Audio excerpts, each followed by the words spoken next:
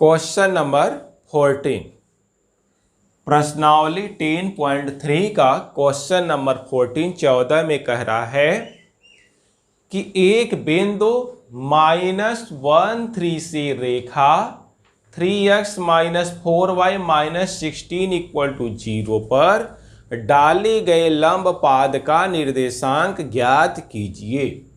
यह बिंदु है, यह रेखा है। इस बिंदु से इस रेखा पर लंब खींचना है और उस लंब पाद का निर्देशांक ज्ञात करना है। जैसे यह रेखा हो गया, कौन सी रेखा हो गई? 3x - 4y - 16 0। यह रेखा हो गया और यह बिंदु दिया हुआ है। यहां पर मान लिया बिंदु P मान लेते हैं इसको, और इसका निर्देशांक -1 3 दिया हुआ है। इस बिंदु से इस रेखा पर डाले गए लंब पाद का निर्देशांक, यानी यहां पर अगर लंब पाद यह है तो इसका निर्देशांक ज्ञात करना है। मान लिया इस पॉइंट को m मान लेते हैं और इसका निर्देशांक कितना है? x1 और y1 है। तो इसी x1 और y1 का मान ज्ञात करना। कैसे निकालेंगे x1 और y1 का मान? देखिए, सबसे पहले यह बिंदु इस रेखा पर है तो इसे क्या करेगा? संतुष्ट करेगा, इस रेखा को संतुष्ट करेगा। तो यहां पर जरा देखें, और या तो फिर क्या करें, इस रेखा की प्रवृत्ति देखेंगे। सबसे पहले यह बिंदु इस रेखा पर है तो इसे संतुष्ट करेगा। यहां पर लिखेंगे चूंकि लंब पाद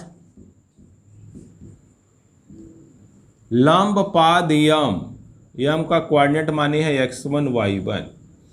रेखा, इस रेखा को 1 मान लेते हैं, इक्वेशन 1। रेखा 1 पर है, यह लंब पाद कहां पर है? इस रेखा पर है, इसलिए इसको क्या करेगा? संतुष्ट करेगा। संतुष्ट करने का मतलब क्या हुआ? x की जगह x1, y की जगह y1 रख देंगे तो यहां पर हो जाएगा 3x1 - 4y1 - 16 0। इसको बनाया इक्वेशन 2। अब इस रेखा की प्रवणता निकालेंगे और इस लंब पाद मतलब इस लंब रेखा PM की प्रवणता निकालेंगे। दोनों लंबवत हैं तो दोनों रेखाओं की प्रवणताओं का गुणनफल -1 के बराबर होना चाहिए। तो लिखेंगे रेखा 1 की प्रवणता। रेखा 1 की प्रवणता m1 बराबर, फार्मूला होता है -x का गुणांक अपान y का गुणांक। -x का गुणांक अपान y का गुणांक। तो m1 इस रेखा की प्रवणता निकालनी है, रेखा 1 की। तो x का गुणांक कितना है? 3 है, अपान y का गुणांक कितना है? -4 है। तो इस तरह से इसकी प्रवणता आ जाएगी 3/4। तो m1 आ गया 3/4। अब रेखा PM की प्रवणता निकालेंगे। रेखा PM की प्रवणता, रेखा PM की प्रवणता m2 क्या फार्मूला लगेगा? y2 - y1 अपान x2 - x1। तो यहां पर याद देखेंगे 3 - y1 अपान -1 - x1। अब इन दोनों प्रवणताओं का गुणनफल किसके बराबर होगा? -1 के बराबर होगा। तो यहां पर लिखेंगे चूंकि m1 × m2 -1, यहां से जरा देखें, अतः यहां पर हो जाएगा 3/4 × 3 - y1 अपान -1 - x1 कितना? -1। इस तरह से हो जाएगा। अब यहां से जरा देखेंगे, 3 से इसमें इंटू करिए, 3 से इसमें इंटू करेंगे तो 9 - 9 3y1 9 माइनस 3y1 और इसका इसमें इंटू करके यहाँ पर इंटू कर लीजिएगा तो आएगा -4 इक्वल टू -1। इसका इसमें इंटू कर लीजिएगा तो 9 minus 3y1 equal to minus यहाँ पर है, माइनस यहाँ पर सभी चिन्ह प्लस हो जाएगा, 4 + 4x1 हो जाएगा। अब यहाँ से जरा देखें, इस 4 को इधर लीजिए, जब 4 को यहाँ पर लेंगे तो यहाँ पर कितना आ जाएगा 5 minus 3y1 equal to 4x1। तो यहाँ से x1 की वैल्यू निकालिए, 4 से डिवाइड कर दीजिए तो 5 minus 3y1 upon 4 equal to x1। इसको बनाया इक्वेशन 3। अब यह x1 का मान इक्वेशन 2 में क्या करेंगे, रख देंगे।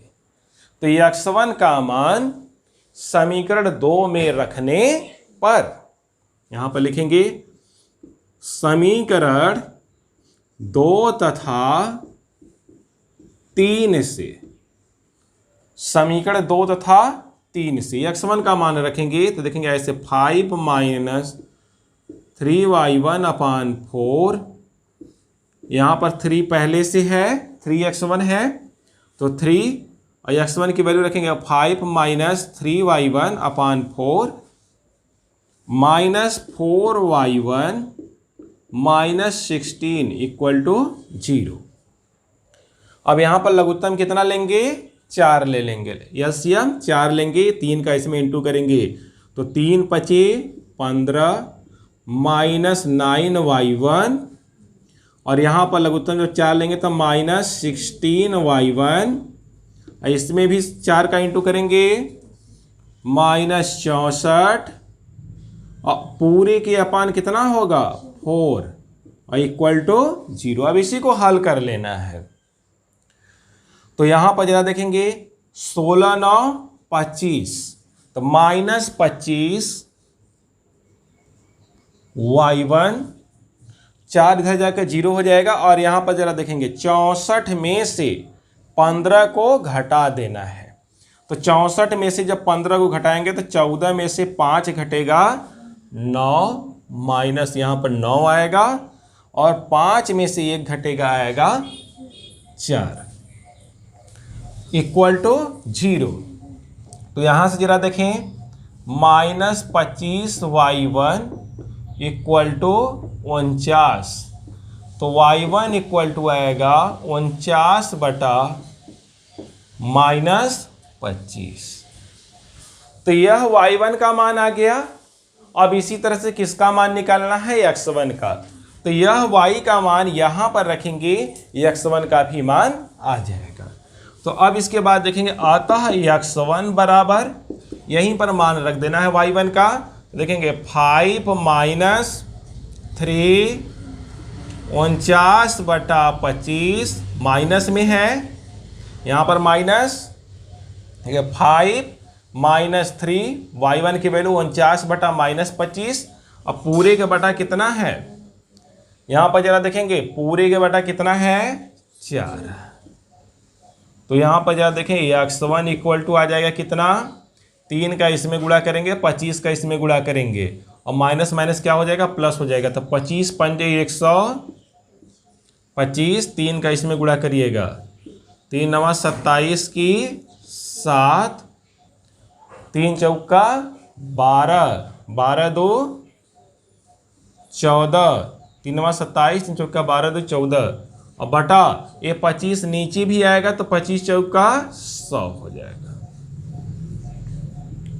तो ये x1 इक्वल टू कितना आ जाएगा, इसको जोड़ दीजिए 7 5 12 की 2, 4 2 6 1 7 2 और बटा 100।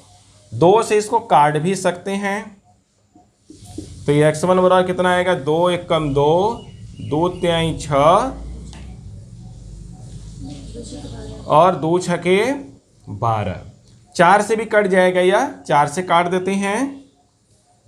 तो जब 4 से इसको काटेंगे तो 4 × 6 = 24 बचा 3, 4 8 32 और बटा 25।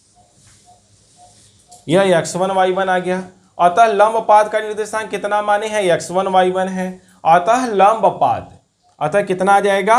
अतः लंब पाद कितना आ जाएगा? बिंदु P माने है x1 y1, तो x1 y1 का मान कितना आ गया? -49/25 कामा 68/25। तो इस तरह से यह उत्तर आएगा कि बिंदु -1 से इस रेखा पर डाले गए लंब पाद का निर्देशांक -49/25 68/25 आएगा। क्वेश्चन नंबर 15 में दिया है एक रेखा y = mx + c है और मूल बिंदु से जब इस रेखा पर लंब डालते हैं, लंब खींचते हैं, तो वह इस रेखा को बिंदु -1 2 पर मिलती है। तो कह रहे हैं यम और सी का मान ज्ञात कीजिए। यम और सी का मान ज्ञात करना है। फिर से देखिए क्वेश्चन क्या कह रहा है। कह रहा है कि यदि मूल बिंदु से रेखा y = mx + c पर डाला गया लंब रेखा को बिंदु -1 2 पर मिलता है तो यम और सी का मान ज्ञात कीजिए। तो सबसे पहले इस तरह से देखें figure, x dash y dash, यही रेखा है। यही क्या है? रेखा है y = mx + c। अब कह रहे हैं मूल बिंदु से, मूल बिंदु का निर्देशांक कितना होता है? 0 0। मूल बिंदु से इस पर डाले गए लंब का लंब पाद बिंदु -1 2 पर मिलता है। इस बिंदु को मान लिया कि यह बिंदु यम है और यहां पर इसको मान लिया रेखा AB। तो मूल बिंदु से इस रेखा AB पर डाले गए लंब का पाद -1 2 है। तो यम और C का मान बताना है। कैसे लगाएंगे? सबसे पहले यह बिंदु इस रेखा पर है तो इसे क्या करेगा? संतुष्ट करेगा। तो यहां पर लिखेंगे चूंकि बिंदु यम -1 2, बिंदु यम लंबपाद है, इसका निर्देशांक दिया हुआ है 1 2। चूंकि बिंदु यम रेखा, इसको बना लेते हैं रेखा 1, तो रेखा 1 पर है, रेखा 1 पर है, अतः इसे क्या करेगा? संतुष्ट करेगा। तो y की जगह y1 देखेंगे, y की जगह कितना हो जाएगा? -1 -2 हो जाएगा। y की जगह कितना हो जाएगा? 2 हो जाएगा। तो 2 = यम, x की जगह -1 + c, मीन्स यहां से क्या हो जाएगा? यहां से हो जाएगा -यम + c = 2। इसको बना लिया इक्वेशन 2। अब आगे जरा देखें। मूल बिंदु से इस रेखा पर डाले गए लंब OM का क्या निकालेंगे? प्रवणता निकालेंगे। और इस रेखा की प्रवणता कितनी है? यम है। दोनों का गुणनफल कितना होना चाहिए? -1 के बराबर होना चाहिए। तो यहां पर देखेंगे, लिखेंगे लंब रेखा OM की प्रवणता, लंब रेखा OM की क्या निकालें? प्रवणता निकालें। तो प्रवणता यहां पर मान लिया कि यह यम1 है, तो यम1 बराबर कितना आएगा भाई? y2 - y1 2 - 0 अपान x2 - x1 मीन्स -2 आएगा। अब इस रेखा की प्रवणता कितनी है? यम है। यहां पर लिखेंगे रेखा एक की प्रवणता बराबर, इसको m2 मान लेते हैं, रेखा की प्रवणता किसके बराबर मानते हैं, m2 बराबर यम। और चूंकि यह रेखा और यह लंब दोनों कैसे हैं, लंबवत हैं, इसलिए इनकी प्रवणताओं का गुणनफल -1 के बराबर होना चाहिए। तो यहां पर लिखेंगे चूंकि रेखा एक तथा OM, या इसका नाम रख दीजिए, चूंकि रेखा AB तथा OM कैसे हैं, लंबवत हैं, अतः इनकी प्रवणताओं का गुणनफल, अतः m1 इंटू m2 बराबर -1 के होना चाहिए। तो m1 की जगह -2 इंटू m2 की जगह m इक्वल टू -1। तो m इक्वल टू कितना, -1/2। m इक्वल टू यहां से कितना हो जाएगा, -1/2 हो जाएगा। यहां पर लिख देते हैं, देखेंगे m इक्वल टू आ जाएगा -1/2। माइनस माइनस क्या हो जाएगा, प्लस हो जाएगा ना, दोनों साइड से यह है, तो यह हो जाएगा m equal to 1/2, minus cut जाएगा। अच्छा, जब m की वैल्यू आ गई तो m की वैल्यू इक्वेशन 2 में रख देंगे तो किसकी वैल्यू आ जाएगी, c की वैल्यू आ जाएगी। तो इसको बना लेते हैं इक्वेशन 3। तो लिखते हैं समीकरण 2 तथा 3 से बाई इक्वेशन 2 एंड 3 m की वैल्यू रख देंगे -1/2 प्लस c इक्वल टू 2। तो 1/2 को उधर भेज देंगे तो c equal to 2 plus 1/2, LCM ले लेंगे, 2 दूना 4 और 1 5/2, c की वैल्यू 5/2 और m की वैल्यू कितनी 1/2। तो इस तरह से m और c का मान आ जाएगा।